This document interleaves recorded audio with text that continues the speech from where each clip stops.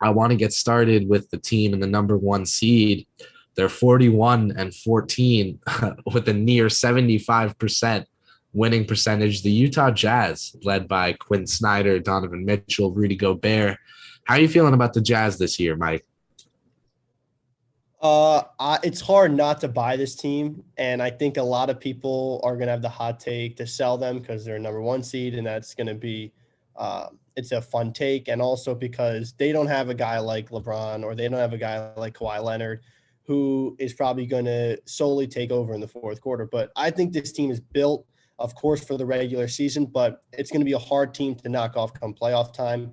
Donovan Mitchell is a proven leader. He's a closer. He's the guy with the ball at the end of the game. And then there's a bunch of pieces around him that are going to get them to that place. You have Mike Conley, who's progressed very well this year. He had a okay year last year for Utah, but he's definitely shown a lot more this year.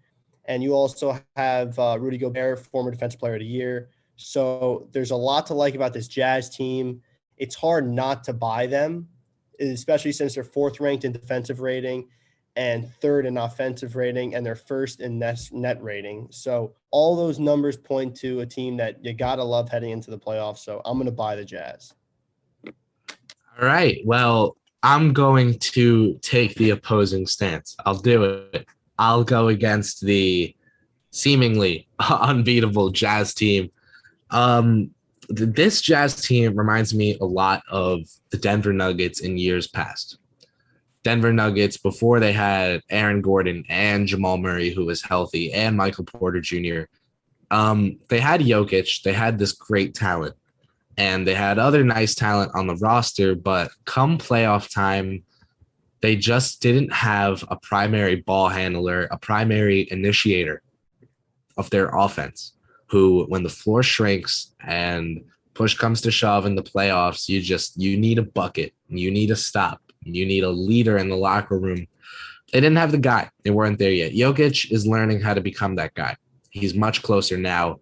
And I honestly think that, if Murray weren't unfortunately injured, the Nuggets could have done some damage in the playoffs this year following their acquisition of Aaron Gordon. However, in regards to the Jazz, with Donovan Mitchell as their primary ball handler, I can't be too confident in them. And that's not against Donovan Mitchell. It's just acknowledging that he's still in an early stage of his career, and I don't think he's good enough to be able to carry the amount of the offensive load that he would have to, because their second best player is Rudy Gobert, who's not particularly a force on offense. So I will be selling the Jazz. I had Jazz stock, but I think now's the time to sell it when the record's as great as it is.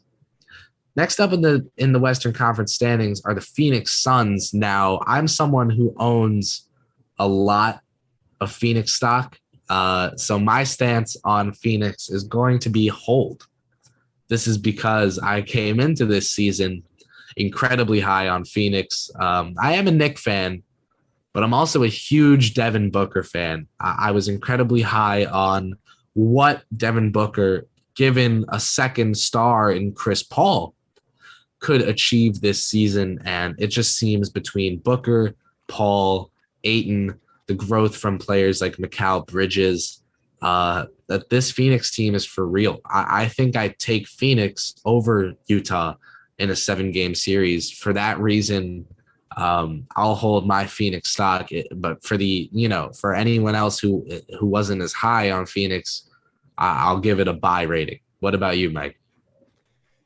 Yeah, I'll go with the buy rating as well. I mean, they're 9-1 in their last 10. I think Chris Paul has shown that he is one of the top 15 players in the NBA still, I think, especially when you put him on a team where he can really be the primary ball handler and lead them in the locker room. So I think when you add a guy like that to a team that already went 8-0 in the bubble, like you mentioned, and Devin Booker and Aiden and a bunch of young talent, I think it's hard not to buy a team like this.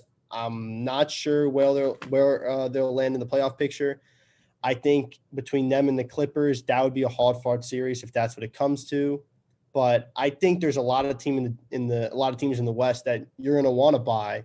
Personally, I want to buy almost all these teams. They all are playing great basketball right now compared to the East. So The Suns are just another team that I'm really confident in heading into the playoffs. And I think with Chris Paul at the helm, they're a team to beat. Phoenix, man, when you've got those 3-and-D guys that are as good as the ones they've got around two players like Booker and Paul, I think you're in a good spot. I really think you are. And they have Ayton as well, as I mentioned. I just love that Phoenix squad. Next up, third in the standings at 38-18 are the Los Angeles Clippers. Personally, they just acquired man, I gotta buy this Clippers stock. They traded Lou Will for Rajon Rondo. Rondo is a player like Kawhi Leonard who just seems to not care about the regular season and then really cares in the playoffs to the point where he can impact the series significantly. So Kawhi Leonard is a guy who can win you a series. Rondo can really impact one.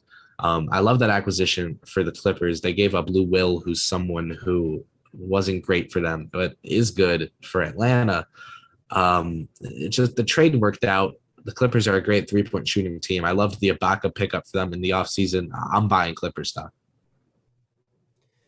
Yeah, I think the Clippers are great. They're 6 straight, and they have 8-2 in their last 10. But I will sell the Clippers. I'm yet to be seen on Paul George in the playoffs. I feel like that is a very normal take. A lot of people are in on that he is not a playoff player. I'm not saying that, but I'm saying I'm yet to see it.